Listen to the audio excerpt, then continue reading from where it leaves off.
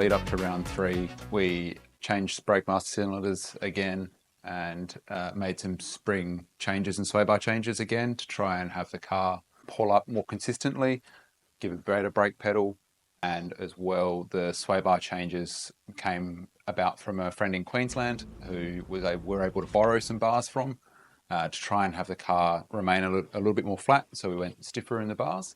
And as well, we changed ride height as well.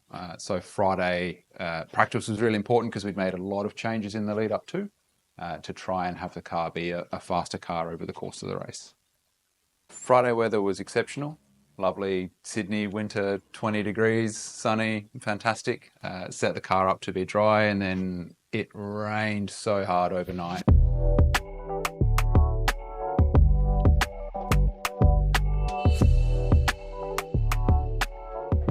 It may not look like it now as the sun has come out.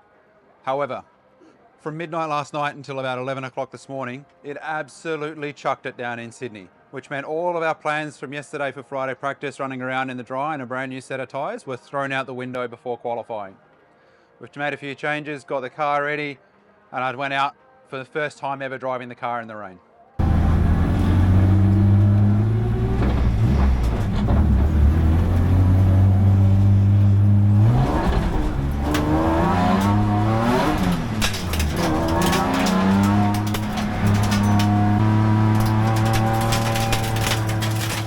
Qualifying was early in the day too, so it was cold, there was puddles. It wasn't raining, it wasn't drying, it was very, very slippery. I hadn't driven the car before in the rain, so a couple of laps on a new tyre with a new car, and I thought, this is actually not too bad. This car's pretty good. And I started to push on, and then it all went backwards quite quickly at turn 1 at around 180 kilometres an hour.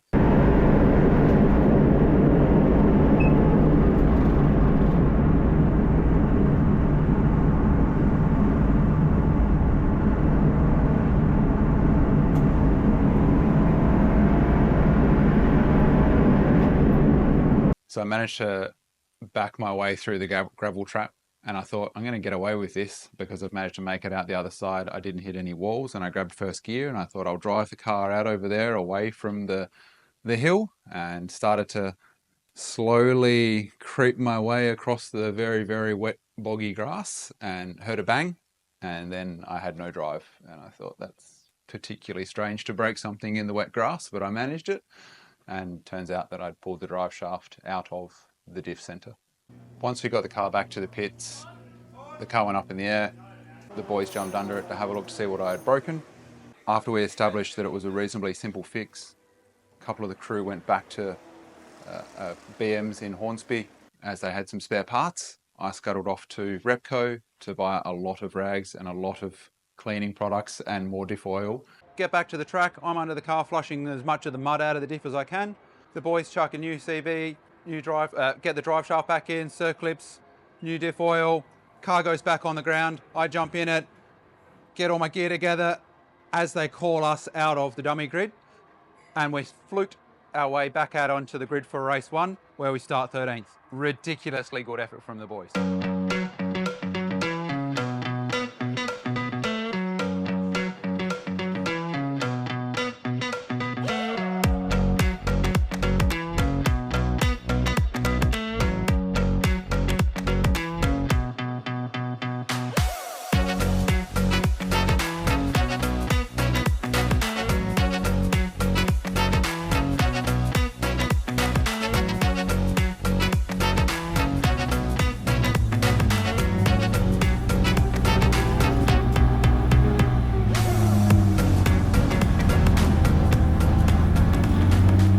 Race 1 was a really simple objective. We'd been flat out trying to get the car actually on the grid. I had still only done a couple of laps in the rain. It was still pretty treacherous. I just had to finish. We had to get a result and keep scoring points. Got a really good start, jumped my way up to 5th. I was very surprised, and then quickly tried to work out how to keep the guys behind me while trying to keep up with the guys in front and make no mistakes, no risks, very simple. Make sure the car was all in one piece after the race so that we could then go through it, check it, make changes, all that kind of stuff. Luckily, there was no issues.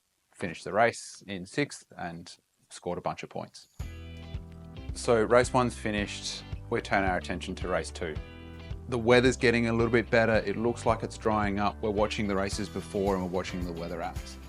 One of the guys that helps me, Lachlan McBrien, says, mate, I'm gonna set this car up and it's gonna be great for 3 laps, and then it's gonna be terrible. But by that time it'll rain, so it's not gonna matter. And I thought, this is the sort of stuff that F1 teams dream of, the guy being able to tell you which lap it's gonna rain. And I thought, this guy's dreaming, but I'm gonna let him do it anyway.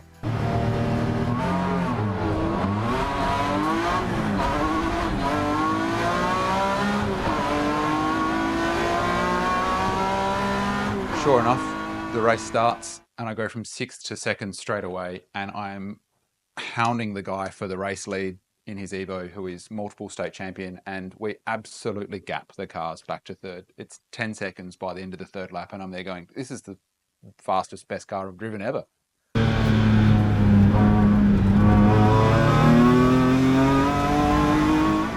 And as I cross the start-finish line for lap 4, it starts raining. And I'm laughing as I'm driving down the start-finish line, turning the wipers on, going, you are absolutely kidding me. He's nailed this to within like the 100 meters mark that it started raining. And then after that, I just cruised around in 2nd, made sure I finished the race and got into the pits and high-fived everybody and laughed, because it couldn't have worked any better. All right, I've just jumped out of the car after race 2, started dry, got very wet, got a belter of a start and raced against Michael King in his Evo. Pushed him along a little bit, which was pretty surprising. And then it started to sprinkle, and then it got really heavy. Nursed the car at the end, luckily had a big gap back to the guys at 3rd place. Brought the car home in 2nd, wrapped with that, and one more to go. So looks like it'll be touchy, wet, maybe dry, but it will be night time and the lights will be on. So looking forward to it. Race 3 was at night. At Sydney Motorsport Park, it gets pretty cold pretty fast, and this was no exception. It was very cold, very wet, and very icy. Unfortunately, the guys in the Evo who won the race before, for them had an issue, which meant we started from pole, which is great for us. So starting the first time the BMW started from pole position, and the first time I've got a pretty bad start.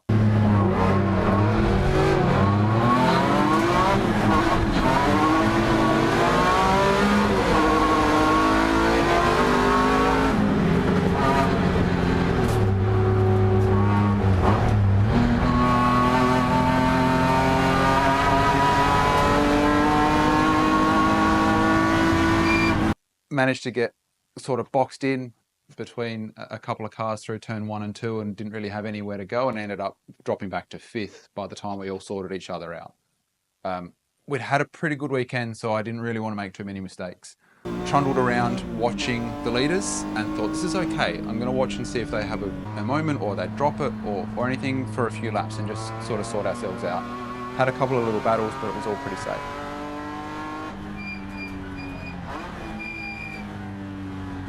Towards the end of the race, the car got better and better and better, and the track got worse and worse and worse. And I noticed I actually was able to keep up a bit easier and started to push on a little bit more. And then we caught a bunch of lapped cars, so there was a lot of really slow cars as we're weaving around all of those.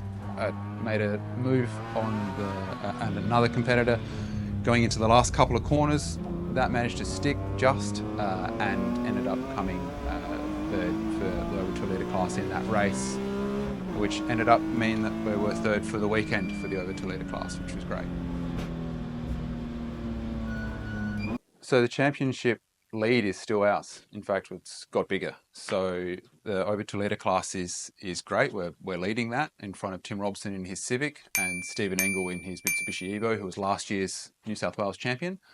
Ben Sheedy, who's starting to get really fast in his V Commodore, is 4th, and he's catching us up. But so far a 4-horse race. We seem to have dropped the guys in 5th and 6th, and 2 more rounds, 6 more races to go, and we've got a little buffer now and the championship lead, which is extremely unexpected and very nice.